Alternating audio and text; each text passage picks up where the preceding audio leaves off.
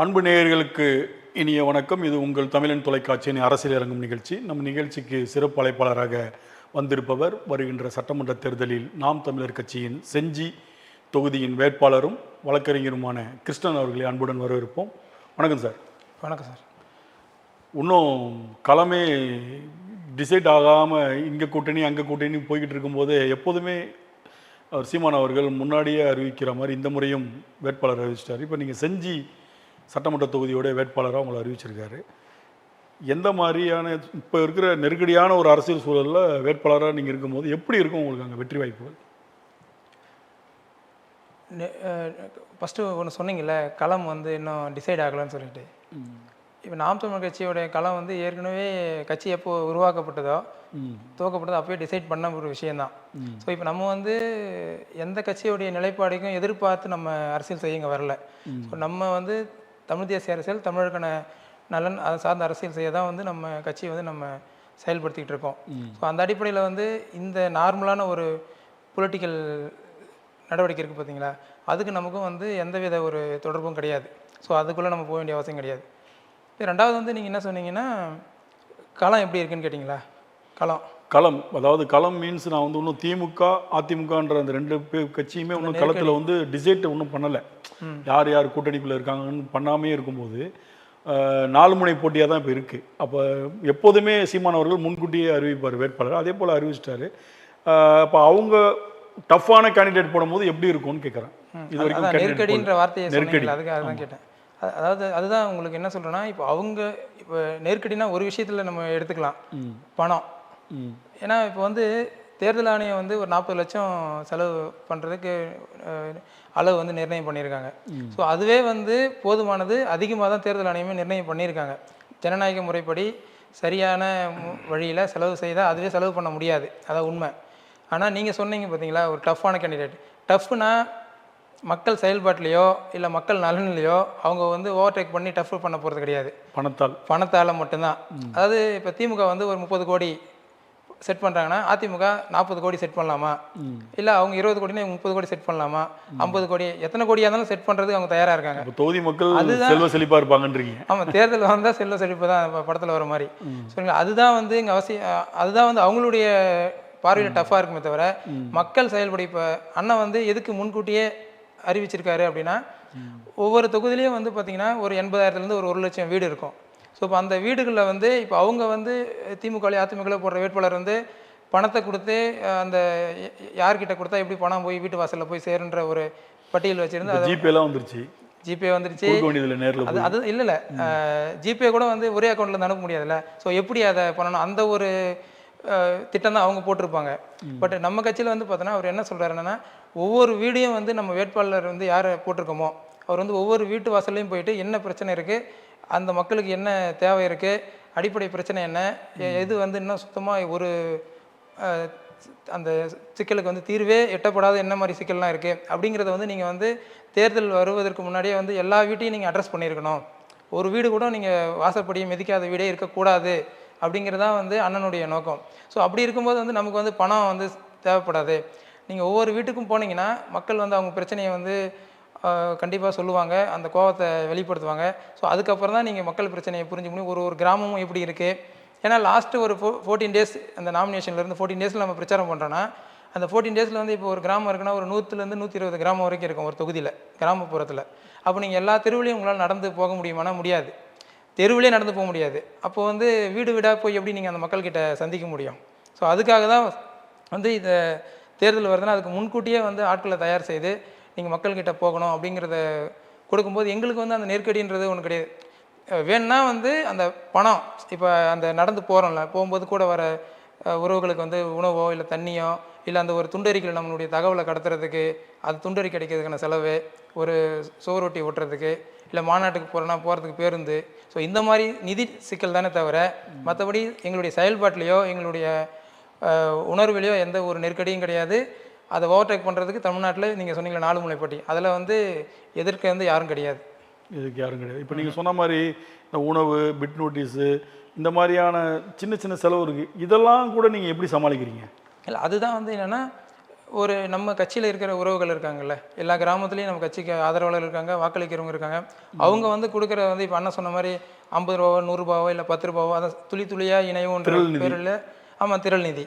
அப்போ அந்த ஒரு நிதியை வச்சு தான் வந்து நாங்கள் எங்களுக்காக வந்து நாங்களே வந்து சிறு சேமிப்பு மாதிரி சேமித்து அதில் வந்து நாங்கள் செலவழித்து எங்களுடைய பயணத்தை செய்துக்கிட்டு இருக்கோமே தவிர ஒரு தனிப்பெரும் முதலாளிகிட்ட இருந்து இப்போ அந்த காலத்தில் கட்சி ஆரம்பிக்கும் போது உங்களுக்கே தெரியும் எல்லா கட்சியுமே வந்து இந்த திரள் நிதி வசூல் பண்ணி தான் கட்சி நடத்தியிருக்காங்க. ஆனால் இப்போ வந்து பார்த்துக்கிட்டிங்கன்னா எல்லா கட்சியும் வந்து பெரிய பெரிய கார்பரேட் நிறுவனத்துக்கிட்ட 100 கோடி 200 கோடி 300 கோடி அதான் இப்போ அந்த தேர்தல் பத்திரத்தில் கூட வந்தது பார்த்தீங்களா, எந்தெந்த கம்பெனியில் எவ்வளோ கோடி வாங்கினாங்கன்னு சொல்லிட்டு. ஸோ அவங்க எல்லாரும் வந்து டைரெக்டாக ஓனர்கிட்டே கோடி கோடியாக வாங்குறதால அவங்களுக்கு இப்போ இந்த மக்கள்கிட்ட பணம் வாங்க வேண்டிய உதவி கேட்க வேண்டிய அவசியம் இல்லை. அதனால தான் அவங்க எல்லா முடிவுமே வந்து கார்பரேட்டுக்கிட்ட கேட்டே முடிவு எடுக்கிறாங்க. சரி, நீங்கள் மக்கள்கிட்ட பணம் வாங்கி மக்கள்கிட்ட ஒரு உதவியை வாங்கி நீங்கள் கட்சி நடத்தியிருந்தீங்கன்னா மக்கள் மேலே உங்களுக்கு எண்ணம் வந்திருக்கும், மக்களுக்கு என்ன கஷ்டம் இருக்குன்னு நீங்கள் கவனிக்க டைம் இருந்திருக்கும். ஸோ அவங்க எல்லாருமே வந்து டைரெக்டாக கார்பரேட்டுக்கிட்ட பணம் வாங்குறதால கொள்கை முடிவுகளும் கார்பரேட்டை சார்ந்தே இருக்குது. ஸோ அதனால தான் இது நாங்கள் வந்து மக்களுக்காக சேவை செய்கிற எல்லாருமே மக்கள்கிட்ட உதவி பெற்று மக்களுக்காக இணைந்து செயல்படும் போது தான் மக்களாட்சி அது அமையுங்கிறது எங்களுடைய நிலைப்பாடு. இப்போ நீங்கள் சொல்கிற மாதிரி இப்போ அவங்களாம் ஏற்கனவே ஆரம்பிக்கும் போது அவங்களும் திறல்நிதி பெற்று தான் கட்சி ஆரம்பித்தாங்க அப்படின்னு சொல்கிறதுல ஒரு கண்டிப்பாக அதில் ஒரு உடன்பாடு இருக்குது. பட் அதே நேரத்தில் இப்போ திமுக அதிமுகவை தாண்டி அடுத்த கட்சி அப்படின்னும் போது சென்ற தேர்தலில் சீமானுடைய வாக்கு சதவீதம் உயர்ந்து 3வது ஒரு பெரிய கட்சி மாதிரி ஒரு அங்கீகரிக்கப்பட்ட ஒரு சூழல் இருந்தது. ஒரு பெரிய லெவலில் ஒரு முன்னேற்றம் இருந்தது. யாரையும் சார்ந்து இல்லாமல் பணம் கொடுக்காம ஒரு 8%, 8.5% ஓட்டுகள் பெறுவது என்பது பெரிய விஷயம். அதை அவர் அச்சீவ் பண்ணி இருக்கும். இந்த சூழலில் விஜயோட வரவுனால பெரிதும் பாதிக்கப்பட போகிறது நாம் தமிழர் கட்சி தான்றது ஒரு பரவலான ஒரு குற்றச்சாட்டாக இருக்குது. அதை நீங்கள் எப்படி பார்க்குறீங்க? அது எந்த அடிப்படையில் அதை சொல்கிறாங்கன்னே புரியல. அது இளைஞர் பட்டாளம், அதாவது முதல்ல சீமானின் பேச்சால் ஈர்க்கப்பட்டவர்கள் இளைஞர்கள். அந்த இளைஞருடைய பெரும் பங்கு நாம் தமிழர் கட்சியில் ஆரம்ப காலகட்டத்திலேருந்து இருந்துக்கிட்டே இருந்தது. எல்லா கூட்டங்களும் நானும் பார்த்துருக்கிறேன், நிருபராக வந்திருக்கிறேன், அந்த இருந்தது. இப்போ சமீபத்தில் விஜய் வந்த இந்த 2 ஆண்டுகளில் அந்த இளைஞர் பட்டாளம் அப்படியே திரும்பி விஜய் கிட்ட போயிடுச்சு, இவர்கிட்ட இல்லைன்ற மாதிரி ஒரு டாக் போயிட்டு இருக்கு. அதை எப்படி பார்க்குறீங்கன்னு கேட்குறேன். அதுதான் சொல்ல வரேன். என்னன்னா அது எந்த அடிப்படையில் அப்படி சொல்கிறாங்கங்கிறது நமக்கு புரியல. அதாவது ஏதாவது ஒன்று சொல்லி இந்த கட்சி வளரலை, அதுக்கு மேலே ஒரு எதிர்மறை சிந்தனையை மக்கள்கிட்ட விதைக்கணுன்ற ஒரு எதிர்கட்சியோடைய ஒரு சிந்தனை தானே தவிர செயல் தானே தவிர அதில் எந்தவித உண்மையும் கிடையாது. ஏன்னா இப்போ விஜய் கட்சி ஆரம்பித்து 3 வருஷம் ஆயிடுச்சுன்னு 3வது வருஷம் துவக்கம். சரிங்களா? அப்படி இருக்கும்போது இந்த 3 வருஷத்தில் இப்போ நாம் தமிழர் கட்சியிலேருந்து எத்தனை லட்சம் இளைஞர்கள், எத்தனை ஆயிரம் இளைஞர்கள் இங்கேருந்து உறுப்பினர் அட்டையை விட்டுட்டு அங்கே போயிருக்காங்கன்னு எதாவது சொல்ல முடியுமா? முதல் பாயிண்ட்டு அது மாதிரி ஒன்று கிடையாது. இப்போ 1-2 பேர் போகிறாங்க அப்படின்னு சொல்லும்போது அந்த 1-2 பேர் விஜய் கட்சியில் இருந்த இளைஞர்கள், இப்போ புதுசாக அரசியலே இல்லாத இளைஞர்கள் விஜய் கட்சியில் சேர்ந்தவங்க, விஜயோட செயல்பாடு எதுவுமே அரசியல் செயல்பாடே இல்லை, அவர் சினிமா நடிகராக மட்டும்தான் இருக்கிறத தவிர ஒரு அரசியல் தலைவனாக மக்கள் தலைவனாக அவர் செயல்படலைங்கிறத புரிஞ்சுக்கிட்டு மறுபடியும் இல்லை அதிலிருந்து மாறி நாம் தமிழ் கட்சியில் சேர்ந்த எங்கள் தொகுதியிலே சேர்ந்த இளைஞர்கள் இருக்காங்க. ஸோ அப்போ அது 1-2 பேர் போகிறது வர்றது, இப்போ திமுகவுக்கு போவாங்க, அதிமுக அது நடக்கும். நீங்கள் சொல்கிற பெரிய ஒரு அப்படியே தலைகீழ் மாற்றம் ஏற்பட்ட மாதிரி விஜய் பின்னாடி இளைஞர்களே திரண்டு அதுதான் சார் சொல்கிறேன். அந்த பொதுவாக ஒருத்தவங்க சொன்னாங்கல்ல, அந்த பொதுவாக சொல்கிற மாதிரி ஒரு தலைகீழ மாற்றம் நடந்திருக்கானா? நடக்கவே இல்லை. நடக்காத ஒன்றை கற்பனையில் கதை கட்டி விட்டுட்டு இருக்காங்க. இப்போ அவர்கிட்ட இருக்கிற இளைஞர்களுக்கு இன்னும் 18 வயசு பூர்த்தியாச்சானே தெரியல. 18 வயசு பூர்த்தியே ஆகாமல் அவங்க நடத்துகிற மாநாட்டிலேயே பேட்டி கொடுக்குற இளைஞர்கள் நம்ம பார்த்துருக்கோம். இன்னும் எங்களுக்கு வாக்கு செலுத்துகிற வயசே வரலை அப்படிங்கிற. ஸோ அந்த மாதிரி இளைஞர்கள், பள்ளிக்கூடத்தில் படிக்கிற இளைஞர்கள், சினிமா மோகத்தில் இப்போ 8வது படிக்கிற குழந்தைங்க, இப்போ என் நண்பருடைய குழந்தை கூட இருக்குது 8வது படிக்கிற குழந்தை, அவங்களுக்கு அந்த துண்டறிக்கை அவங்க நகைச்சுவைக்கான்னு சொல்லி உண்மையாலுமே சொல்கிறேன், என்னுடைய துண்டறிக்கை பார்த்துட்டு என்ன அங்கிள் நீங்கள் வேறு ஒரு இதில் இருக்கீங்க, நீங்கள் விஜய் கட்சியில் இல்லையான்னு கேட்குறாங்க. ஆனால் அந்த பாப்பா 8வது படிக்கிறாங்க. 8வது படிக்கிற குழந்தைக்கு சினிமா தானே, அவங்களுக்கு விஜய் இல்லைம்மா நீ படித்து முடிச்சுட்டு வாங்க, அதுக்கப்புறம் தான் உங்களுக்கு அரசியல் புரியும், இப்போ இல்லைம்மான்னு சொல்லிட்டு நம்ம சொல்கிறோம். ஸோ அந்த மாதிரி குழந்தைங்களுக்கு அவர் நல்லா நகைச்சுவை பண்ணுறாரு, நடனம் ஆடுறாரு அப்படிங்கிற ஒரு இதுவில் குழந்தைங்களுக்கு ஒரு இப்போ நம்ம ஒரு பொழுதுபோக்காக பார்க்கும்போது இப்போ நம்ம போவோம், ஒரு நல்ல ஒரு சிந்தனை இருக்கிற படத்தை கூட பெரியவங்க பார்ப்போம். ஆனால் குழந்தைங்க கார்ட்டூன் படம் பார்ப்பாங்க, ஒரு நகைச்சுவையாக இருக்கிற படம் தான் பார்ப்பாங்க. அவங்களுக்கு நீங்கள் நல்ல வைரமுத்து வரி, கண்ணதாச வரிகள் எழுதின பாட்டு பிடிக்குமா? குழந்தைங்களுக்கு பிடிக்காது. விஜய் காமெடியாக பார்க்குறாங்கன்னு சொல்கிறீங்களா? ஆமாம், குழந்தைங்களுக்கு கார்ட்டூன் சேனல் தானே பிடிக்கும். விஜய் ஒரு கார்ட்டூன் சேனல். ஆமாம், கிட்டத்தட்ட அதான் உண்மை. ஏன்னா இப்போ நீங்களே சொல்லுங்கள், இப்போ 3 வருஷத்தில் ஒரு அரசியல் நிலைப்பாடுன்னு என்ன அவர் எடுத்திருக்காரு? சரியா தப்போ ஒரு ஏதாவது ஒரு விஷயத்துல அரசியல் திமுக நிலைப்பாடு நம்ம பயங்கரமா எடுக்கணும்ல. திட்டிருக்காரு. இப்ப அதிமுக ஊழல் கட்சின்னு சொல்றாரு. அதான் இப்ப பேசக்கூடாது கொள்கை சொல்லியிருக்காரு. எதிரியை திட்டுறாரு. அதுதான் சொல்றேன் சார். நீங்க சொல்ற மாதிரி வேணா திமுகவை திட்டுறதுக்கு ஸ்கிரிப்ட் எழுதி கொடுத்துருக்காங்களான்னு தெரியல. அவங்க டைரக்டர் டேக் அந்த ஆக்ஷன் டேக் சொன்னா அதை ஸ்கிரிப்ட் பேசுவார்னு நினைக்கிறேன். இப்போ அதுவும் அதுக்கு முன்னாடி வந்து இந்த பாசிசம் பாயாசம்லாம் சொல்லிட்டு இருந்தாரு. கரூர் சம்பவத்துக்கு அப்புறம் அதையும் டோட்டலாக அந்த பேரையே உச்சரிக்கிறத மறந்துட்டாரு. இப்போ அதான் இப்போ அந்த பத்திரிகையாளர் மணி சார் கூட கேட்டிருந்தாரு, நிறைய இன்டர்வியூவில் பேசியிருப்பாரு. திருப்பரங்குன்ற இஷ்யூவில் ஒன்று அந்த கோயிலில் விளக்கு ஏற்றணும்னு சொல்கிற ஒரு பக்கம் நிற்கணும், இல்லை ஏற்றக்கூடாதுன்னு சொல்கிற ஒரு பக்கம் நிற்கணும். உன் கட்சிக்காரர் 2 பேர் அங்கே இருப்பாங்கல்ல, அவங்க எந்த பக்கம் போய் நிற்கணும்? எந்த ஒரு முடிவுமே சொல்லலைன்னா உன் கட்சிக்காரங்க என்ன நிலைப்பாடு இருப்பாங்கன்னு ஒரு கேள்வி இருக்குல்ல. இப்போ ஒரு பட்ஜெட் வருது, அந்த பட்ஜெட்டில் தமிழ்நாட்டுக்கு பெனிஃபிட் இருக்குன்னு சொல்லணும், இல்லை பெனிஃபிட் இல்லைன்னு சொல்லணும். நான் இதில் இவங்க என்ன சொல்கிறாங்கன்னா, இதுதான் எங்களுடைய ஸ்ட்ராட்டஜி, நாங்கள் எதுவுமே சொல்ல மாட்டோம், எதுவுமே சொல்லாமல் இது நேரம் வரும்போது சொல்லுன்றாங்க. இல்லை இது எனக்கு புரியவே இல்லை. இது எப்படி கட்சி நீ 2ஆம் கட்ட தலைவர்களை கேட்கும்போது தான் சொல்றாங்கன்னா, நாங்கள் நேரம் வரும்போது. அது 2ஆம் கட்ட தலைவருக்கு ஏன் அந்த பதிலை சொல்கிறாங்கன்னா, ஏன்னா 2ஆம் கட்ட தலைவராக இப்போ இருக்கிற அண்ணா செங்கோட்டையன் வந்து ஒரு பழம்பெரும் அரசியல்வாதி. அவர் சத்தியமாக அவர் வாயிலேருந்து இந்த மாதிரி வார்த்தைலாம் வருது. நாங்கள் வந்து பட்ஜெட்டை பற்றி தான் அவர் சொல்கிறாரு, நாங்கள் வந்து ஆட்சிக்கு வந்ததுக்கப்புறம் சொல்லுவோன்னு சொல்கிறாரு. அவரே வந்து அமைச்சராக இருந்தவர், இத்தனை ஆண்டு காலம் எம்எல்ஏ இருந்தவர். அவர் வாயிலேருந்து வார்த்தை வருதுன்னா இப்போ அவருக்கும் அவங்க தலைவராக இருக்கிற விஜய்க்கும் வந்து தொடர்பே இல்லைன்னு அர்த்தம். ஏன்னா அந்த தலைவராக இருக்கிற விஜயோடைய கருத்து என்னன்னே தெரியல. அப்போ என்ன பண்ணுறது, ஒரு பூசி முழுகணும்ல, அந்த முழுகிற டைலாக் தான் அண்ணன் செங்கோட்டையன் சொன்னதே தவிர அந்த கட்சிக்குள்ளே வந்து ஒரு இணக்கமோ என்ன அடுத்தது என்ன செய்ய போகிறோன்றது வந்து 2ஆம் கட்ட தலைவர்களுக்கே தெரியல. அவர் தூங்கி எழுந்து வந்தார்னா அன்றைக்கி என்ன சொல்கிறாரோ அதுதான் செயல்பாடுன்னு நினைக்கிறேன்.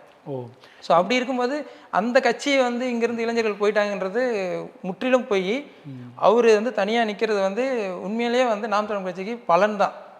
ஏன்னா இப்போ நீங்கள் சொல்கிறது ஒரு பக்கத்தில் ஏற்புடையதாக இருந்தாலும், விஜய் முதல்ல அரசியல் கட்சி துவங்க போகிறாருன்னு சொன்னோன்னே அவரை முதல்ல வாழ்த்தி வரவேற்றது உங்கள் தலைவர் சீமான் தான். என் தம்பி, அன்பு தம்பி அரசியல் களத்துக்கு வராப்புல வரட்டும் அப்படின்னாரு. அப்புறம் கொஞ்ச நாளில் விஜய் அவர்களுடைய கொள்கை கோட்பாடு அப்படின்றத தமிழ் தேசியமும் திராவிடமும் சொன்னோன்னா முதல்ல எதிர்த்து அறிக்கை விட்டவரும் உங்கள் தலைவர் சீமான் தான்.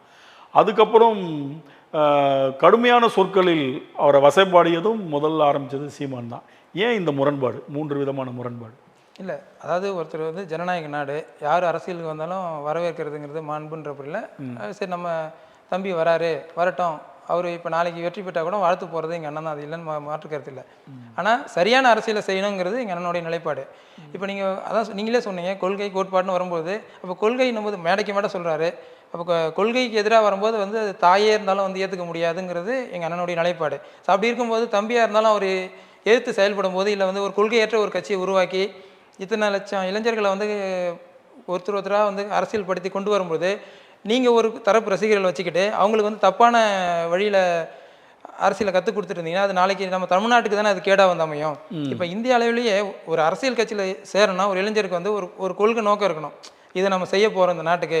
இப்போ சுதந்திர போராட்டத்துக்கு போராடுறோன்னா ஒரு இயக்கத்தில் இணையறோன்னா நம்ம நாட்டுக்கு சுதந்திரத்துக்காக நம்ம சுதந்திரம் கிடைக்கணும், அதுக்காக நம்ம இந்த இயக்கத்தில் இணையறன்ற ஒரு கொள்கை இருக்குது. ஸோ அந்த மாதிரி வந்து ஒரு கட்சியில் இணையறனா இந்த ஒரு தேவை நமக்கு இருக்குது. இப்போ சமூக நீதி போதாமை இருக்குது, இல்லை நமக்கான அடிப்படை உரிமை இருக்குது, இல்லை மாநில உரிமை பாதிக்கப்பட்டு இருக்குது, இல்லை நம்மளுடைய மொழி சிதைஞ்சு போயிருக்கு, தமிழர்களின் உரிமை வந்து இந்தியாவில் வந்து எங்கேயும் அங்கீகரிக்கப்படாமல் இருக்குது, தமிழர்களுடைய வரலாறு அழிக்கப்பட்டிருக்கு. ஸோ இதெல்லாம் நம்ம சரி செய்ய வரணும் அப்படிங்கிற ஏதாவது ஒரு நோக்கம் இருக்கணும். அதை பற்றி எதையுமே சொல்லாமல் படம் நடிச்சிருக்காரு, டான்ஸ் ஆடிருக்காரு, மாஸாக இருக்கார், ஃபஸ்ட் ஷோ கலெக்ஷன் நல்லா இருக்குது, டான்ஸ் நல்லா ஆடுறாருன்னு சொல்லிட்டு அப்படி ஒரு இளைஞர்களை வச்சுட்டு எந்த ஒரு அரசியல் நிகழ்வுகளுக்கும் பற்றி கருத்து சொல்லாமல் அப்படி ஒரு கூட்டத்தை உருவாக்குனா அதனுடைய அவுட்புட் என்னவா இருக்கும்? நீங்களே பார்த்தீங்க அந்த என்டிடிவி சேனல் நிருபரை வந்து அந்த கட்சிக்காரங்க எப்படி ஒரு அலங்கோலம் பண்ணாங்கன்னு. அப்போ இதுக்கெல்லாம் வந்து இப்போ அவர் கட்சி ஆரம்பித்து 2 வருஷமாக என்ன பாடம் எடுத்தார்? இப்போ கட்சி ஆரம்பித்த முதல் மாநாட்டில் சரி ஓகே ரசிகர்களாக இருந்தாங்க, அடுத்த 1 வருஷம் அவங்க தம்பிங்களை கூப்பிட்டு அரசியல் இயக்கமாக நம்ம மாறி இருக்கோம், நம்மளுடைய அரசியல் செயல்பாடு எப்படி இருக்கணும், மக்களுக்கு வந்து தொந்தரவு பண்ணக்கூடாது, இப்படி நம்ம நாகரிகமாக நடந்தோம், ஏதாவது ஒரு பாடம் எடுத்தாரா? இல்லை நம்மளுடைய நிலைப்பாடு இது, நம்ம இந்த வழியில் தான் நம்ம பயணம் பண்ண போகிறோம், இதுதான் நம்மளுடைய இலக்கு, இப்போ இனத்தின் விடுதலை தான் இறுதி இலக்குன்னு நம்ம சொல்கிறோம். அப்போ அந்த மாதிரி ஏதாவது ஒரு இலக்கு வச்சுருக்காரா? அது எதை பற்றி, அரசியலை பற்றி இது வரைக்கும் ஏதாவது கருத்து சொல்லியிருக்காரா? நடிகராக இருக்கும்போது சொல்லலை, ஓகே, இப்போ சொல்லியிருக்காரா? இப்போ ஏற்கனவே சினிமாவெல்லாம் நிறைய சொல்லியிருக்காரு கருத்து. கத்தி சினிமாவில் அவர் சொல்ல விவசாயத்தை பத்தி நிறைய அதுதான் பேசி தண்ணீரை பத்தி சினிமாவில் அவர் சொல்லலை, இயக்குனர் எழுதி கொடுத்தாரு, படிச்சுட்டு மனப்பாடம் பண்ணி ஒப்பிச்சாரு. இப்போ ஒருவேளை அவங்களுக்கு யார் அந்த டேரக்டர்னு தெரியல, பிஜேபியில் இருக்காங்களா இல்லை திமுகவில் இருக்காங்களா அவருடைய டேரக்டர்னு தெரியல. அவங்க ஏதாவது சொன்னாங்கன்னா ஒருவேளை சொல்லலாம். என்னுடைய கருத்து ஓப்பனாக சொல்லணும்னா, ஓப்பனாக சொல்லணும்னா 2026 தேர்தல் முடிஞ்சதுக்கு அப்புறம் அவர் படம் நடிக்க போயிடுவார். இதுதான் நான் வந்து அந்த கட்சியில் இருக்கிற தம்பிங்களுக்கு நான் சொல்றேன். நீங்க வந்து அவரை நம்பி ஃபர்ஸ்ட் டே படம் வரும்போது போஸ்ட் ஓடுற மாதிரி தம்பிங்க கிடையாது, நண்பா நண்பிக. உங்க கட்சியில தான் தம்பிங்க. அதாவது தம்பி அண்ணங்கிறது வந்து நம்ம வந்து பாசமாக நம்ம பழகிற ஒரு உறவு முறை. அவர் நண்பா நம்பி தோழா தோழி எல்லாம் சொல்லட்டும், அது பிரச்சனை இல்லை. நம்ம அண்ணன் தம்பியாக நம்ம பார்க்குறோம். ஸோ அதில் இருக்க அண்ணன் தம்பிகளுக்கு நான் என்ன சொல்கிறேன்னா, அவர் வந்து 2026 அப்புறம் இந்த மாதிரி ஒரு இப்போ வந்து அவர் முதல் எலெக்ஷன் ஃபேஸ் பண்ண போகிறாரு. அதனால வந்து அந்த ஒரு க்யூரியாசிட்டி இருக்கும். ஸோ அந்த ஒரு அதீத ஒரு எதிர்பார்ப்பு இருக்கிறதால அதில் வந்து அதாவது ரசிகர்கள், உயிராக நேசிக்கிற ரசிகர்கள் இருப்பாங்களே, அவங்க வந்து நம்ம தலைவர் தான் வந்து மாயாஜலம் பண்ண போகிறாரு, ஏதோ செய்ய போகிறாருன்ற ஒரு ஒரு ஒரு சிந்தனையில் இருப்பாங்க. நம்ம சொல்கிறது அவங்களுக்கு புரியாது. ஆனால் அவருக்கு வந்து அரசியலுடைய களம் அவருக்கு புரியும், அவருக்கு என்ன நெருக்கடி இருக்குன்றது எல்லாமே தெரியும். ஸோ அப்போ 26 எலெக்ஷன் முடிஞ்சதுக்கப்புறம் அவர் வந்த ப்ராஜெக்ட் முடிஞ்சிச்சுன்னா அவர் படம் நடிக்க போயிடுவார். ஏற்கனவே படமே வரலையே. அதுதான் சார், இப்போ தான் வித்ரா பண்ணிட்டாங்கல்ல, கேஸை வித்ரா பண்ணிட்டாங்க, மறு ஆய்வுக்கு அமைச்சிருக்காங்க, வந்துடும். அதான் அவங்களுக்குள்ள செட்டில்மெண்ட் முடிஞ்சு வந்துடும், அது பிரச்சனை இல்லை. இல்லைனா எலெக்ஷன் முடிஞ்சு வரப்போகுது, அதனால் ஒரு இழப்பும் இல்லை. இப்போ அடுத்தது ஃபுல்லாக வந்து ஃபோக்கஸாக படம் நடிக்க போயிடாரு. சிரஞ்சீவி பார்த்தோம்ல ஆந்திராவில், இதை விட மாசாக உருவாக்கி ஃபஸ்ட் எலெக்ஷனில் 22 எம்எல்ஏ ஜெயிச்சு என்ன நடந்தது? நிற்க முடியல. அவ்வளோதான். ஏன்னா உங்களுக்கு அந்த ஒரு தத்துவ நிலைப்பாடோ இல்லை ஒரு குறிக்கோளோ இல்லை களத்தில் இறங்கி மக்களோட இணைஞ்சு பயணம் பண்ணாத ஒரு அரசியல் தலைவரை நிற்க முடியாது. ஏன்னா அரசியலுங்கிறது மக்களுக்கு செய்கிற சேவை. நீங்கள் வந்து வெறும் கார்பரேட் கம்பெனி அட்மினிஸ்ட்ரேஷன் கிடையாது. நீ ஏசி ரூமில் உட்காந்துட்டு பண்ணுறது. நீ எவ்வளோ நாளைக்கு நீ வெளியில் வராமல் மக்கள் உங்களை ஏற்றுட்டு இருப்பாங்க. ஸோ அதனால் வந்து உறுதியாக நான் சொல்கிறேன், இதுதான் நான் ரஜினிக்கும் சொன்னேன். என்னுடைய பழைய ட்விட்டர் அக்கௌண்ட்டில் கூட இருக்கும், ரஜினி ரசிகளோட நான் விவாதம் பண்ணது கூட இருக்கும். தயவுசெய்து நம்பாதீங்க, அவர் கட்சியை ஆரம்பிக்க மாட்டாருன்னு. ஆனால் வந்து கடைசி வரைக்கும் ரஜினியோடைய நேக்கு வந்து கடைசி வரைக்கும் கொண்டு வந்துட்டு அவருக்கு அவருடைய மாஸ்டருக்கே அவர் டாட்டா காமிச்சிட்டு ஈஸியாக ஸ்கிப் பண்ணிட்டார். ஆனால் விஜய் வந்து யங்ஸ்டர்ன்றதால அவங்கள இறக்கி விட்டாங்கன்னு நினைக்கிறேன் களத்தில். இப்போ விஜய் இறக்கி விட்டது யாருன்னு நினைக்கிறீங்க அரசியலில்? யாராக கூட இருக்கலாம், மோடியாகவும் இருக்கலாம், ஸ்டாலினாகவும் இருக்கலாம். ஸ்டாலின் இறக்கி விடுறதுக்கு என்ன வாய்ப்பு இருக்குது? எதிர்கட்சி பொறுத்த வரைக்கும், ஆளுங்கட்சி பொறுத்த வரைக்கும் ஒரு ஓட்டை வந்து பிரிக்கிறது தான் வந்து ஆளுங்கட்சிக்கு பெனிஃபிட்டாக இருக்கும். இதுதான் 2016 ஜெயலலிதா அம்மா பண்ணாங்க. அந்த ஒரு செயல் திட்டத்தை நடைமுறைப்படுத்துறதுக்காக கூட இருக்கலாம். இப்போ நீங்கள் வந்து அதே கொள்கை பேசுகிறீங்க. அதே அவருடைய விஜய் வந்து யாருடைய ஓட்டை அவர் பாயிண்ட் பண்ணுறாரு? ஏடிஎம்கே ஓட்டை தான். திமுக அட்டாக் பண்ணுறாரு, எம்ஜிஆர் ஜெயலலிதா புகழ்கிறாரு. கட்சி ஓட்டு அப்படிங்க வர்றாங்க. சாரி, கட் பண்ணி போய்க்கோ. தண்ணி சரி சரி, நானே சொல்லணும்னு நினச்சா இருமிக்கிட்டே இருக்காரு. தண்ணி அப்படியே லைவ்லேயே குடிக்கலாம், ஒன்றும் விஷயம் கிடையாது. அப்போ அவர் பாயிண்ட் பண்ணுறது ஏடிஎம்கே ஓட் பேங்கை. ஸோ அப்போ ஏடிஎம்கே ஓட்டு பிரிஞ்சுதுன்னா அப்போ அதனுடைய பெனிஃபிட் யாருக்கு? டிஎம்கேக்கு தானே. ஆதவ அர்ஜுனா அதுக்காக அனுப்பப்பட்ட ஸ்லீப்பர்ஸ் எல்லாம் இருக்கலாம். இது நமக்கு அவங்களுக்குள்ள நடக்கிறது நமக்கு எப்படி தெரியும்? அங்கேருந்து விசிகேக்கு போனார், விசிகேலேருந்து இங்கே வருது, ஏற்கனவே அங்கே ஒர்க் பண்ணவர். இங்கே இப்போ சொல்லுங்க, ஒரு கட்சி தேர்தல் வரப்போகுது, கட்சி ஆரம்பிச்சதுலேருந்தே ஏதாவது ஒன்று வெளிப்படையாக ஒரு அரசியல் கட்சி மாதிரி இந்தியாவிலேயே இந்த மாதிரி ஒரு அரசியல் கட்சி செயல்பட்டு நீங்கள் பார்த்துருக்கீங்களா? கிடையாது. அப்போ அவங்களுடைய செயல்பாடு என்ன? எதுக்காக வந்திருக்காங்க? வெயிலே படாமல் அரசியல் பண்ணுற ஒரு புதிய கட்சி உலகத்தில் எங்கெங்க இருக்கும்? கருணாநிதியாக இருக்கட்டும், இல்லை ஜெயலலிதாவாக இருக்கட்டும், யாராக இருக்கட்டும், இப்போ இருக்கிற பழம்பெருந்துக்கு யாராக இருக்கட்டும், அவங்களுடைய கட்சி துவக்க காலத்தில் உழைச்சிருக்காங்களா இல்லையா? கண்டிப்பாக. தெருவாக போயிருக்காங்க. எம்ஜிஆரே போயிருக்காருங்க. இவர் எப்படி எம்ஜிஆரை விடவா இவர் மாசு? அப்படிதானே சொல்கிறாங்க. ஒப்பிட எம்ஜிஆர் இவரும் ஒன்றுன்றாங்களே. அது எப்படி சொல்கிறாங்கன்னு நம்ம புத்திக்கு உரைக்கல. எப்படி அதை வந்து எம்ஜிஆர் அவர் ஏற்கனவே எம்எல்ஏ இருந்தவர், அவங்களுக்கு கூட பல அனுபவம் வாய்ந்த அரசியல் தலைவர்கள் கூட இருந்தாங்க. அவருக்கு அண்ணா கூட அரசியல் பயின்று இருக்காரு. இவர் டைரெக்டாக சினிமாவிலேருந்து டைரெக்டாக வந்துட்டார். இவர் எப்படி எம்ஜிஆர் கூட ஒப்பிட முடியும்? ஒப்பிடுறவங்கலாம் அதிமுகலேருந்து வந்தவங்க தான் ஒப்பிடுறாங்க. செங்கோட்டையன் சொல்கிறாரு, கூப்பா கிருஷ்ணன் சொல்கிறாரு. அதுதான் அவங்களுடைய அரசியல் காலத்தை கழிக்கணும்ல. அவங்கள அதிமுகலேருந்து வந்தாச்சு, இப்போ அரசியல் காலத்தை கழிக்கிறதுக்காக அதுதான் இப்போ இருக்கிறதே கொடுமை.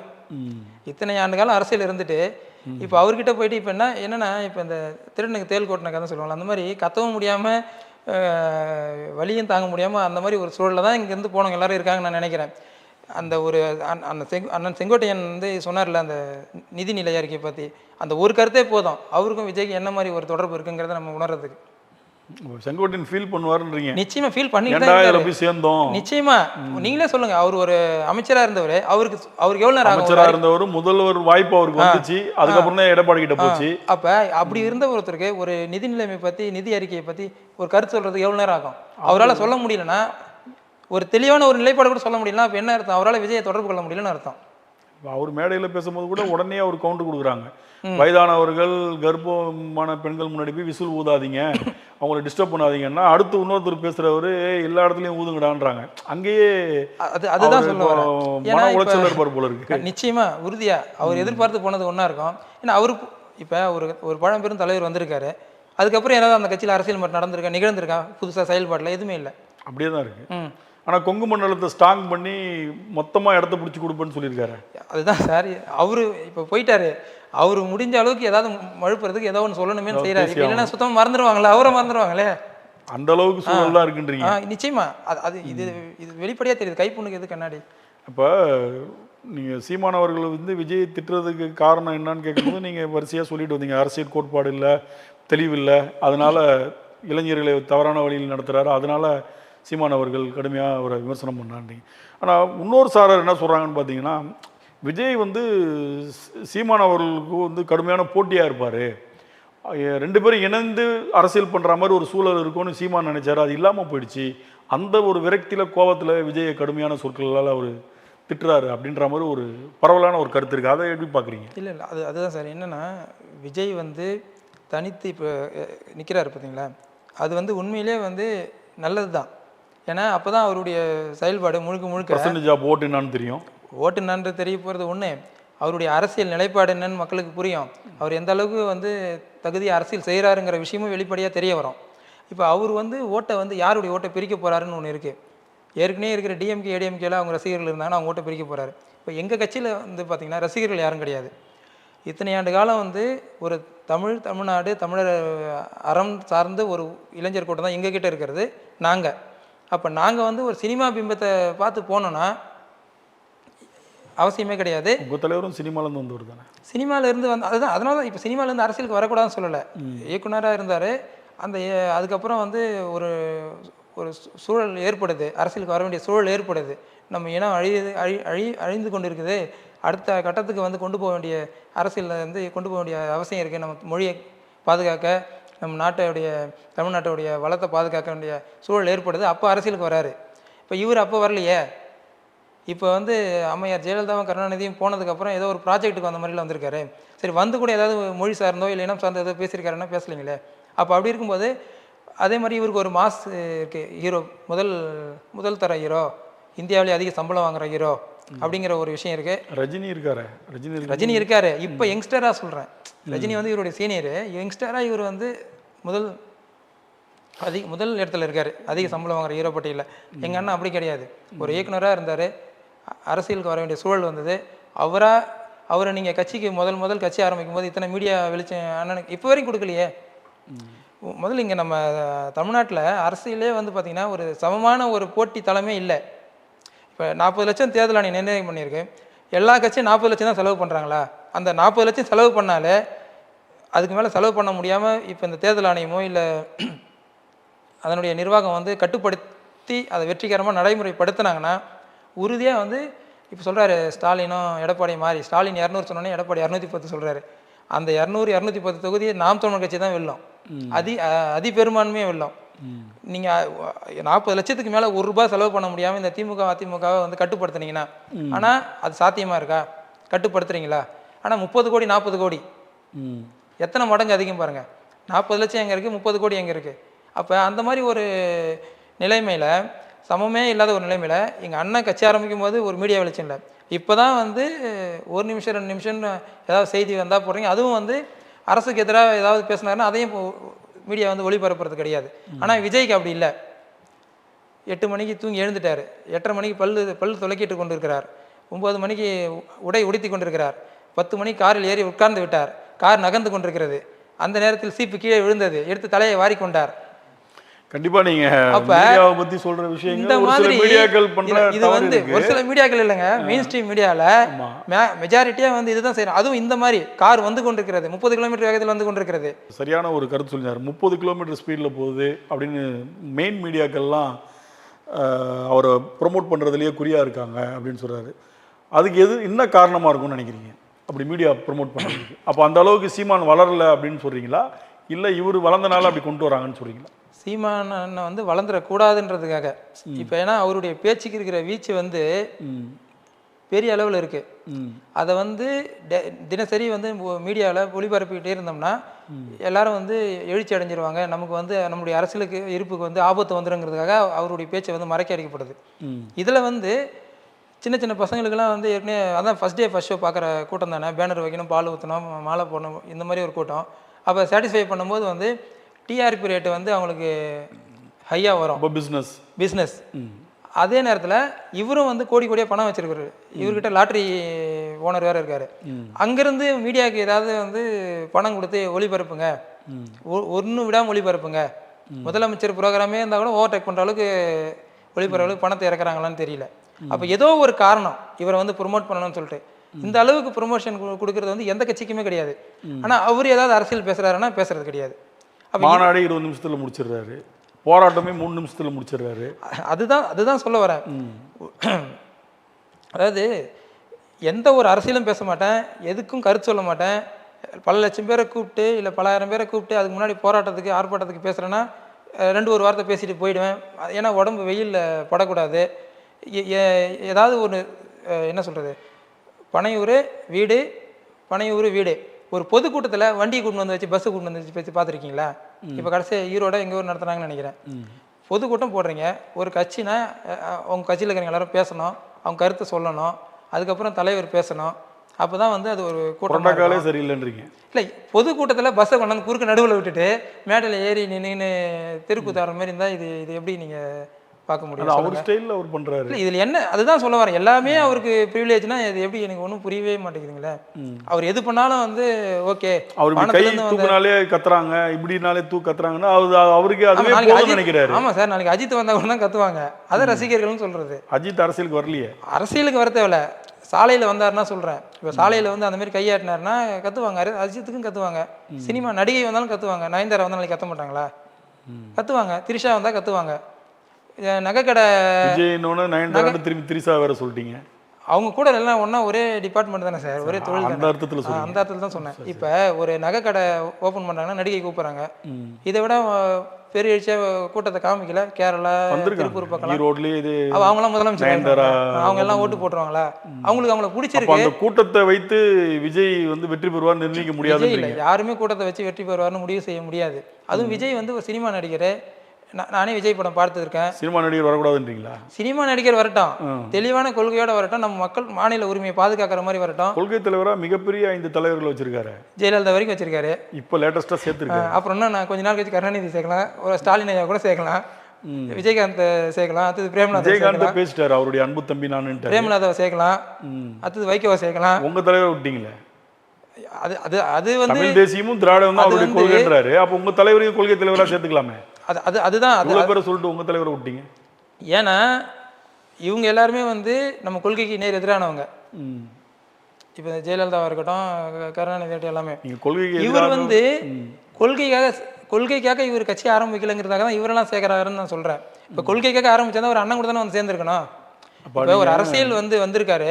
இப்போ நம்ம நாட்டுக்கு ஒரு போதாத சூழல் இருக்குன்னா இதை எப்படி சரி பண்ணணும்போது ஒரு 15 வருஷமாக ஒரு அரசியல் பயணத்தில் ஒரு கட்சி பயணம் பண்ணிகிட்டு இருக்கு. நீங்கள் அந்த ஒரு தமிழ் தேசிய அரசியலை சிதைக்கிற மாதிரி ஒரு அரசியலை நீங்கள் முன்வைக்கக்கூடாதுல்ல. இல்லை, குறைஞ்சபட்சம் வந்து நீங்கள் அதுக்கு வலு சேர்க்குற வேலை செய்யணும். இல்லை நீங்கள் வந்து மாஸ் ஹீரோ, நான் இது இவ்வளோ பெரிய முன்னணி ஹீரோவாக இருக்கேன், எனக்கு வந்து இவ்வளோ பெரிய க்ரௌடு இருக்குன்னு நீங்கள் நம்புறீங்கன்னா அதை சரியான தமிழ் தேசிய அரசியல் பாதையில் கொண்டு போயிருக்கலாமே. அதை நீங்கள் வந்து வேற ஒரு பாதையில் திசை திருப்புறீங்க. இப்போ நீங்கள் சொல்கிறீங்க கொள்கை 15 ஆண்டுகளாக கரெக்டாக போயிட்டு இருக்குன்றீங்க. சீமான் அவர்களுடைய ஆரம்பகட்ட அரசியல் வந்து பெரியாரை முன்னிறுத்தி இருந்தது. பெரியார் தான் தாத்தா பாட்டன் அவர் தான் அப்படின்ற மாதிரி கிட்டத்தட்ட பல ஆண்டுகள் அது முன்னெடுப்பாக இருந்தது. அதுக்கப்புறம் பெரியாரை விட்டுட்டார். முப்பாட்டன் முருகன் சொல்லி ஆன்மீக அரசியலை கையில் எடுத்தார். அது கொஞ்ச நாள் போயிட்டு இருந்தது. அப்புறம் திடீர்னு பார்த்தீங்கன்னா பிராமண மாநாட்டிலலாம் போய் கலந்துக்கிட்டு பிராமண கடப்பாறையை வைத்து திராவிடத்தை இடிப்புன்றாரு. அப்போ ஒவ்வொரு காலகட்டத்திலையும் ஒவ்வொரு மாற்று கருத்தாவே பேசிட்டு இருக்காரு. இது என்ன அவருடைய நிலைப்பாடு? அதாவது இது இது மாற்று கருத்துன்றது ஒன்றும் கிடையாது. இப்போ நீங்க அம்மையாரு எங்க கொள்கைக்கு எதிரானவன்னு சொன்னீங்க, ஜெயலலிதா அம்மையார். அதுதான் இதே ஜெயலலிதா அவர்களுக்கு பிரச்சாரம் பண்ணாரு. ஆமாம், 2014 பண்ணோம், 2014 பண்ணோம். ஏன்னா அது வந்து அந்த காலகட்டத்தில் அரசியலுக்காக எடுத்தப்பட்ட ஒரு நிலைப்பாடு. அதாவது வந்து அந்த ஈழ பிரச்சனை உச்சத்தில் இருக்கும்போது, முடிஞ்ச காலகட்டத்தில் எங்கள் கட்சி உருவாகும் போது அந்த அம்மையார் கொடுத்த வாக்குறுதி, இந்த மாதிரி வந்து இந்திய அரசியலில் நம்மளுடைய கட்சி வந்து ஆளுங்கட்சியாக வரும்பொழுது நம்மளுடைய தமிழ் ஈழத்துக்கு நம்ம வந்து உரிய நாடு பெற்றுக்கிறதுக்கான செயல்பாடை நம்ம வந்து நிச்சயமாக செய்வோம்னு அவங்க வாக்குறுதி கொடுத்தாங்க. அவங்களுடைய கனவு பழிக்காமல் போச்சு. இப்போ நீட் தேர்வு ரத்து பண்ணுவோன்னு ஸ்டாலின் சொன்னார்ல, என்ன சொல்கிறாரு, மத்தியில் சென்ட்ரல்ல வந்துருந்தா கண்டிப்பா கேன்சல் பண்ணிருப்போம்னு சொன்னாங்க. அதே தான் அங்கேயும் அப்ளிகபிள். ஆனா என்ன சொல்றாங்க, நீங்க சொல்றது வந்து ஜெயலலிதா சொன்ன அதுக்காக பிரச்சாரம் பண்ணாங்க. ஆனா அந்த டைம்ல இருந்தே பரவாயில்ல என்ன சொல்றாங்கன்னா, பொடால உள்ள போயிட்டு வந்த பயத்துல பிரச்சாரம் பண்ணாரு அப்படின்னு சொல்றாங்க. உள்ள போயிட்டு அந்த பயத்துல எதுக்கு பிரச்சாரம் பண்ண இப்போ வரைக்கும்? அப்ப திரும்பி உள்ள போட்டுருவாங்களோன்னு இல்ல, அப்படி இருந்தா ஆளுங்கட்சிக்கு ஆதரவா தானே பேசிட்டு இருக்கணும் இப்போ வரைக்கும். இப்போ நாங்க ஒன்றும் ஆளுங்கட்சிக்கு ஆதரவா அப்படி இணக்கமா, எந்த ஆளுங்கட்சிக்கு இணக்கமா? நிலைப்பாடு நிறைய சேஞ்ச் பண்ணிட்டார் இல்லையா? நிலைப்பாடு எப்படி? எங்களுடைய நிலைப்பாடு என்ன? தமிழர் இன உரிமையை மீட்கிறதா எங்க நிலைப்பாடு. தமிழரை வந்து சுயமா வாழ வைக்கிறதா எங்க நிலைப்பாடு. அது எல்லாமே வந்து ஒரு அரசியல் தலைவர் ஒரு காலகட்டத்தில் அந்தந்த அரசியல் கட்சி தலைவருடைய செயல்பாடை புகழ்றது, அவங்களுடைய பங்களிப்பு என்ன அரசியல் இருக்குது எடுத்து சொல்றது. நீங்க சொல்றது கரெக்ட், சரிங்களா? பேசியிருக்காங்க, அப்புறம் மாற்று கருத்து இருக்கு. ஆனா இவ்வளோ வன்மமா, இது பெரியாரெல்லாம் ரொம்ப பயங்கரமா, வன்மங்கிறது எங்க அண்ணனுக்கு எப்பயும் கிடையாது, யார் மேலேயும் கிடையாது. அது பழக்கம் எல்லாருக்கும் தெரியும். தனிப்பட்ட வன்மமும் அதெல்லாம் கிடையாது. எதிர்க்க இருக்கிறவங்க பேசும்போது பெரியாரையும் அண்ணா ரெண்டு சனியனுங்க இந்த மாதிரியான வார்த்தைகள்லாம் என்ன மாதிரியான வார்த்தை எங்கேயாவது வந்து கனெக்ட் பண்ணி பேட்ச் ஒர்க்காக இருக்குது, அதெல்லாம் கிடையாது. அதான் சொல்கிறேன், வன்மங்கிறது யாருக்கும் கிடையாது. எங்கள் அண்ணனுக்கு சுத்தமாக வன்மங்கிறது கிடையாது. ஒரு அரசியல் செயல்பாட்டில் ஒரு காலகட்டத்தில் ஒரு தலைவர்களுடைய பங்களிப்பை சொல்கிறாரு, அதில் இருக்கிற குறைகளை சுட்டி காட்டுறோம், அவ்வளோதான். எங்களுடைய நிலைப்பாடு நம்ம தமிழர்களுடைய உரிமையை நிலைநாட்டுறது, தமிழர்களுடைய நலன் பாதுகாக்கிறது, இதுதான் எங்களுடைய நிலைப்பாடை தவிர எங்களுடைய தலைவராக மேதகு பிரபாகரனை முன்னிறுத்தி தான் நாங்கள் செயல்பட்டு இருக்கோம். ஒவ்வொரு கட்சிக்கும் ஒவ்வொருத்தரை தலைவராக கொண்டு செயல்படுவாங்க. இப்போ திராவிட கட்சிகளுக்கு பெரியாரை தலைவராக வச்சு அவங்க செயல்பட்டு இருக்காங்க, ஆனால் அவங்கள முன்னிறுத்துறாங்க. நாங்களும் வந்து நீங்கள் சொன்ன மாதிரி பெரியாருக்கு வந்து நிகழ்வுகள் எடுத்திருக்கோம், அவருடைய செயல்பாட பேசியிருக்கலாம். ஏன்னா இந்த தேர்தல் களத்திலேயே சீமான் அவர்கள் பெரியாரை புகழ்ந்து பேசின மாதிரி யாருமே பேசல. எல்லாரும் பெரியாரை வந்து பெரியார் அப்படின்னு ஒரு பெரிய தலைவர் இருந்தார், அவர் தான் எங்களுக்கு வழிகாட்டி முன்னோடின்னு தான் பேசுனாங்க. இதே திராவிட கழகமாக இருக்கட்டும், திமுகவாக இருக்கட்டும், அதிமுகவாக இருக்கட்டும், எல்லா கட்சியுமே. ஆனால் என் பாட்டன் அப்படின்னு ஒரு உறவு முறையை வைத்து பேசிய ஒரே தலைவர் யாருன்னா சீமான் மட்டும்தான், பெரியாரை. அப்படி இருந்த சீமானுடைய அந்த நிலைப்பாடு ஏன் இப்படி மாறி அவரை எதிர்க்கிற அளவுக்கு வந்துச்சுன்றது தான் என்னுடைய கேள்வியாக இருக்குது.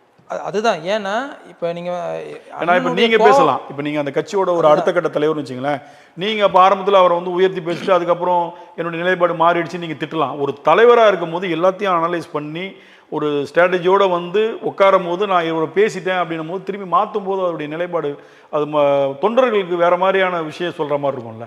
தொண்டர்களுக்கு அதுதான் சார் சொல்கிறேன், என் கட்சியோட நிலைப்பாடு எப்பயும் மாறலை, சொல்லிட்டேன். இலக்கு ஒன்று தான் இனத்தின் விடுதலை, அதுக்காக போகிற வழி பாதை, அவ்வளோதான். அது வந்து எந்த பாதையினாலும் இலக்கு அங்கே தான். இந்த அரசியல் பயணத்தில் வந்து பார்த்திங்கன்னா ஒவ்வொரு காலகட்டத்தில் ஒவ்வொரு சூழல் ஏற்படும். பட் இலக்கு அடைய வேண்டிய இலக்கு வந்து இனத்தின் விடுதலை, அதில் வந்து எந்த ஒரு குழப்பமும் கிடையாது. எங்கள் அண்ணன் வந்து தெளிவாக எல்லாருக்கும் சொல்லியாச்சு. அப்போ அந்த நம்பிக்கை இருக்க தான் நாங்கள் வந்து அண்ணனுடன் வந்து இத்தனை வருஷமாக பயணம் பண்ணிட்டுருக்கோம். நீ இதில் நடுவில் வந்து இந்த தலைவரை இப்போ புகழ்ந்தாரு, இப்போ இழந்தாரு, இன்றைக்கி போய் ஸ்டாலினை பார்த்தாரு, நேற்று எடப்பாடியை பார்த்தாரு, இல்லை இந்த மாதிரி கருத்து சொன்னாங்க, இதுக்கு இந்த நிகழ்வுக்கு இதை அறிக்கை விட்டாங்க, இதெல்லாம் அன்றாட அரசியல் செயல்பாடு.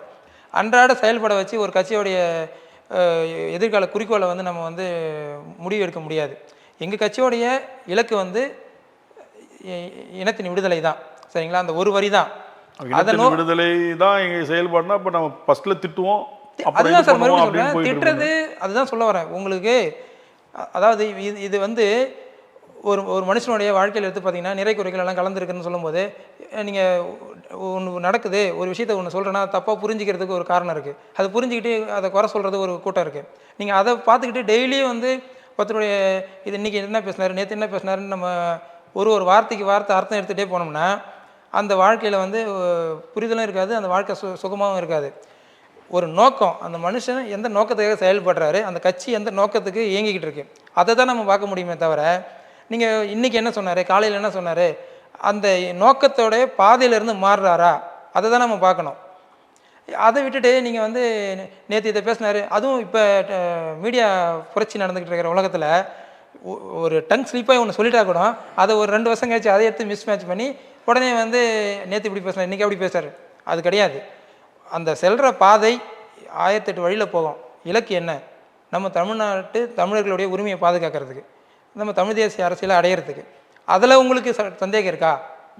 இப்போ எங்கள் அண்ணன் செயல்பாட்டில் அந்த இனத்தின் விடுதலை நோக்கி பயணிக்கிறதுல சந்தேகம் இருக்கா? தலைவர் பிரபாகரன்றதுலேருந்து மாறி இருக்காரா? தொடங்கினது காலத்துலேருந்து இன்ன வரைக்கும் எங்கள் முழக்கத்திலே வந்து தமிழ் தேசிய தலைவர் பிரபாகரன் வாழ்க்கைன்னு தான் முடிக்கிறோம் இருக்குது. அதில் மாறி இருக்காரா?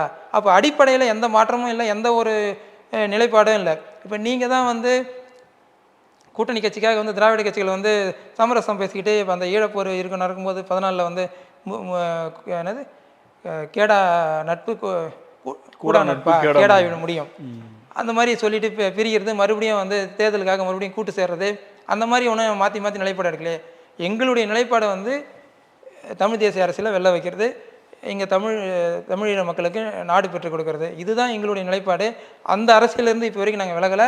அதை புரிஞ்சுக்கிட்டுமே எங்கள் கூட இப்போ வரைக்கும் பயணம் பண்ணிக்கிட்டு தான் இருக்காங்க. நடுவில் ஒரு சிலர் எந்த நோக்கத்துக்காக வந்தாங்களோ தெரியாது, அவங்க போயிடுவாங்க.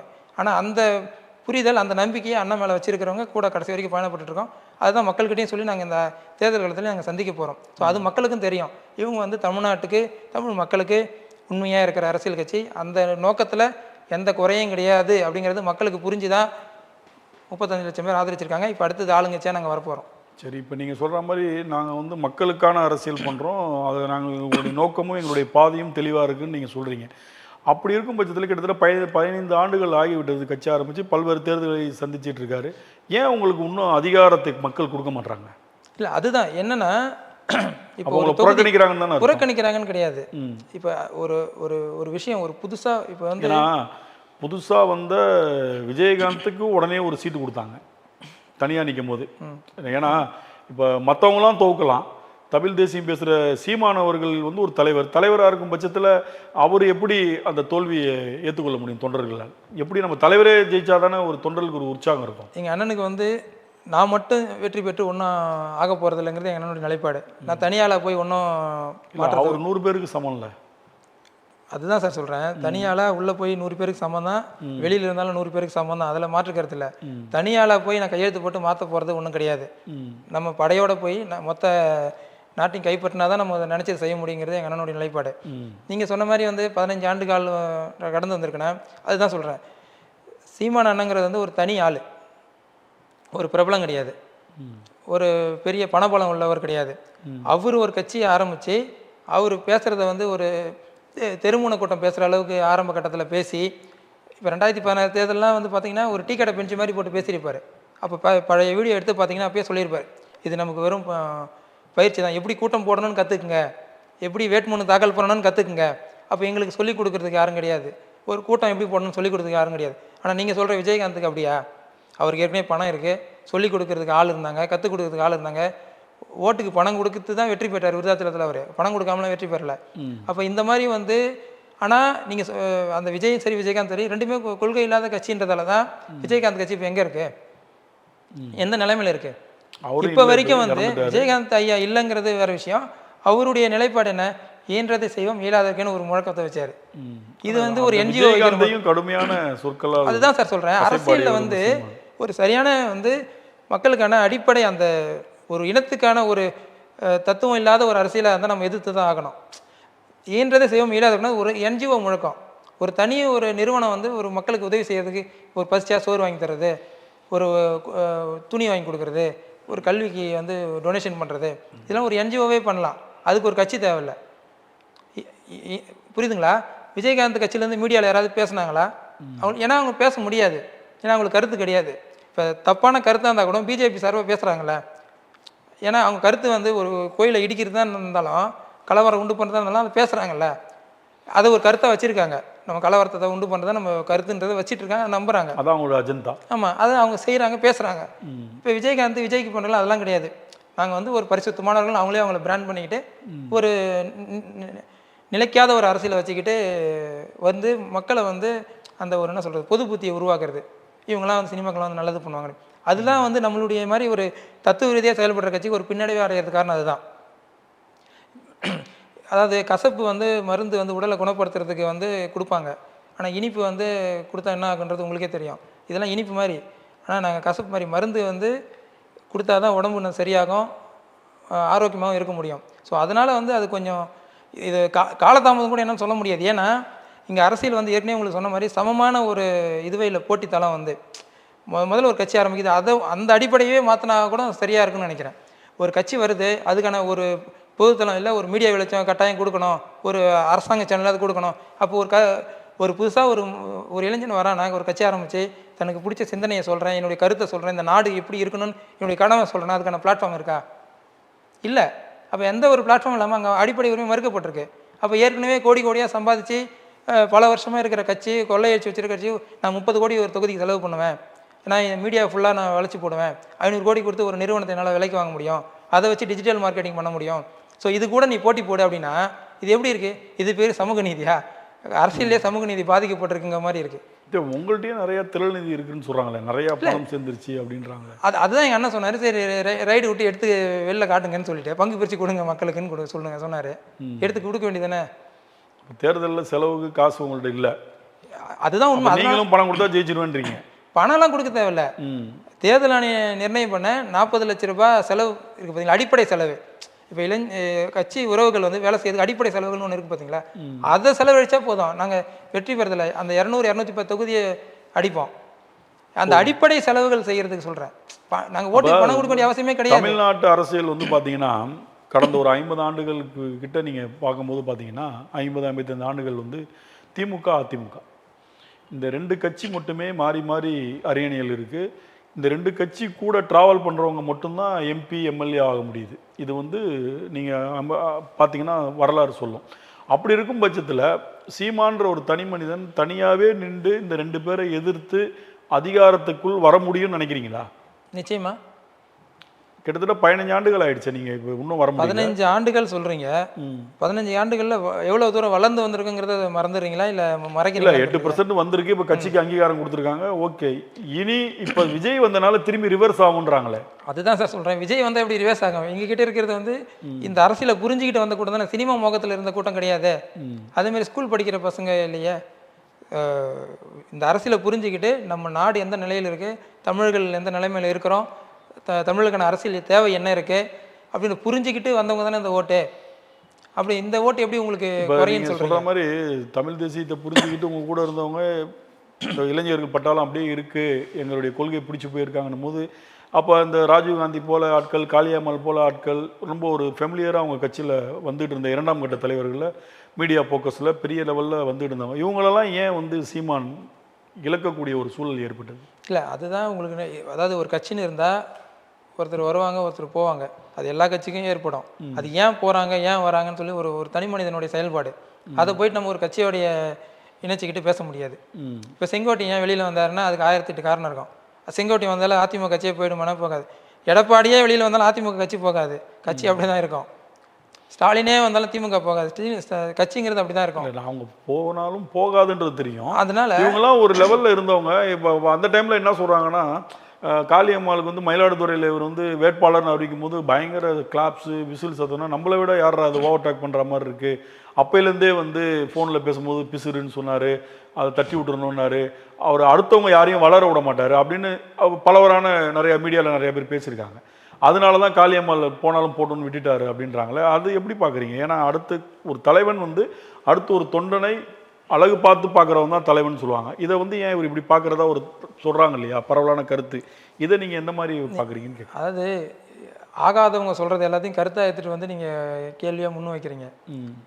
இப்போ இடுமோனம் கார்த்தி இருக்காரு, இப்போ அவருக்கு இல்லாத பிரபலமாக அவங்களுக்கு இருந்துச்சு. இடுமோனம் கார்த்தி எத்தனை வருஷமாக கட்சியில் பயணம் பண்ணிட்டு இருக்காரு, அவங்க எத்தனை வருஷமாக இருக்காங்க.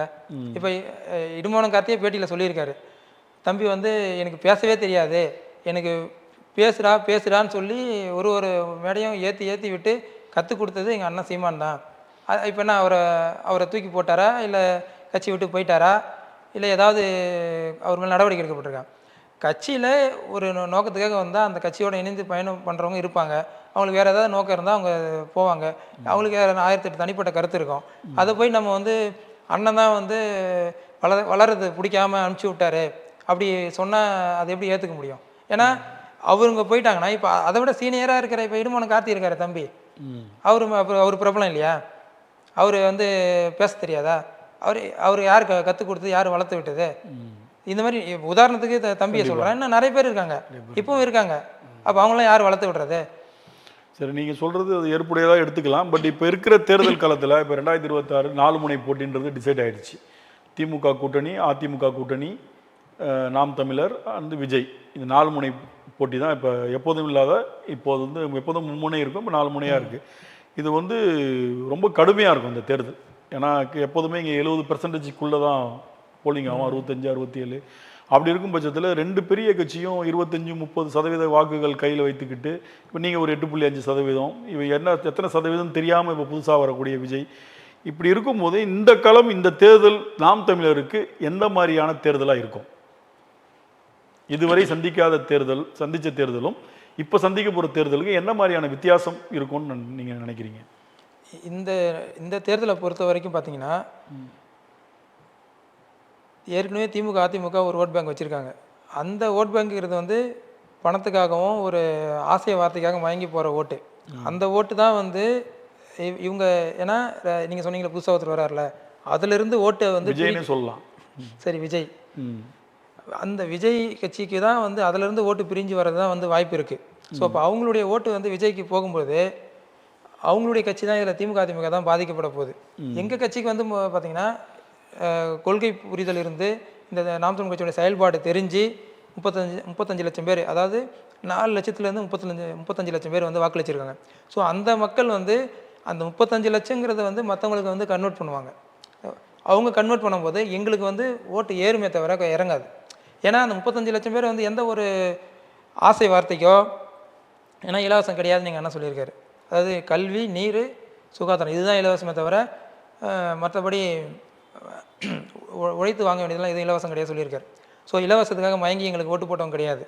அதே மாதிரி ஒரு சினிமா போதையில் ஓட்டு போட்டவங்க கிடையாது, இல்லை ஓட்டுக்கு காசு வாங்கிட்டு ஓட்டு போட்டவங்க கிடையாது. ஸோ அப்போ எங்ககிட்ட இருக்கிற 35 லட்சமே வந்து பார்த்திங்கன்னா, அதே மாதிரி அந்த லாஸ்ட் டைமில் வந்து சின்னம் பிரச்சனை வேறு வந்தது. ஸோ கடைசி நேரத்தில் சின்னம் பறிக்கப்பட்டது, புது சின்னம்.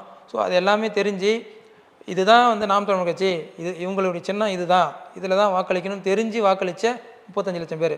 ஸோ இப்போ அந்த 35 லட்சம் பேர், அதாவது அண்ணா சொல்லுவார்ல, நெருப்பு வந்து உள்ளுக்குள்ளேயே கணைஞ்சிட்டு இருக்கும்போது பற்றி எறியும் சொல்லிட்டு, அந்த மாதிரி உள்ளுக்குள்ளேயே வேலை நடக்கும்.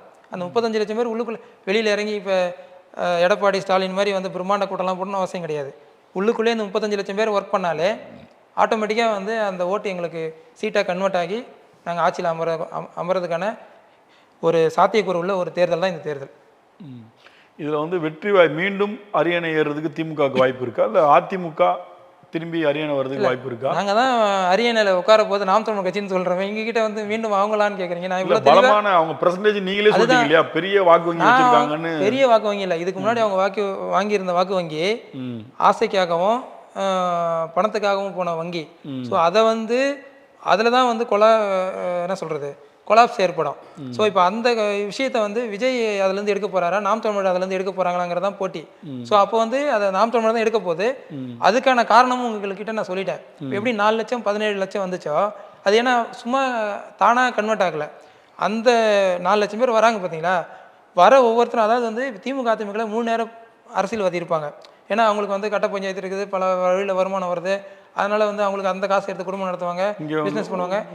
கட்ட பஞ்சாயத்துலாம் கிடையாது, 3 நேரம் அரசியல்வாதி இல்லை. நாங்கள் வேலைக்கு போகிறோம், அதில் கொஞ்சம் நேரத்தை குழந்தைங்க கூட செலவழிக்க முடியாமல் அரசியலுக்காக செலவழித்து அதில் வந்து மக்கள்கிட்ட எங்களுக்கு என்னுடைய கருத்தை சொல்கிறோம், அப்படி கன்வெர்ட் பண்ணுறோம். ஸோ அந்த மாதிரி இருக்கும்போது இப்போ எங்களுக்கு 4 லட்சம் பேர் ஓட்டு போடுறாங்கன்னா 4 லட்சம் பேர் வாக்காளர் கிடையாது, 4 லட்சம் பேர் உறுப்பினர்னு அர்த்தம். 35 வாக்கு வந்திருக்குன்னா 35 லட்சம் பேர் உறுப்பினர்னு அர்த்தம். அவங்க களத்துக்கு வந்து சோறுட்டி ஓட்டுறதோ இல்லை சோறு விளம்பரம் எழுதுறதுக்கோ இல்லை துண்டறி கொடுத்தோ வராமல் இருக்கலாம். ஆனால் ஒவ்வொருத்தரும் வந்து 10 ஓட்டாக கன்வெர்ட் பண்ணுவாங்க. கண்டிப்பாக நீங்கள் சொல்கிற பதில் அப்படி அது அப்படி அது கன்வெர்ட் ஆகும்போது அரியணையில் நாங்கள் தான் அமர போகிறோன்னு உங்களுக்கு தெரியும். கண்டிப்பாக உங்களுடைய நம்பிக்கைக்கு என்றைக்கும் நான் இடையூறாக எதுவும் சொல்லலை. இந்த தேர்தல் களம் 4 முனை போட்டியாக இருக்கும் பட்சத்தில் நாம் தமிழர் களத்தில் பலமாக இருக்குதுன்னு நண்பர் அவர்கள் ஆணித்தரமாக சொல்லியிருக்கார். செஞ்சி தொகுதி வேட்பாளரும் கூட இவருடைய நம்பிக்கை எந்த அளவுக்கு இருக்குது என்பது 2026 தேர்தல் முடிந்த பிறகு நமக்கு அனைவருக்கும் தெரியும். இவ்வளவு நேரம் நமக்காக அருமையான பதில்களையும் நிறைய விளக்கங்களையும் சொன்ன வழக்கறிஞரும் மற்றும் செஞ்சி தொகுதி வேட்பாளருக்கு நன்றியை தெரிவித்துக் கொண்டு மீண்டும் மற்றொரு நிகழ்ச்சியில் உங்களை சந்திக்கும் வரை நன்றி, வணக்கம். நன்றி, வணக்கம்.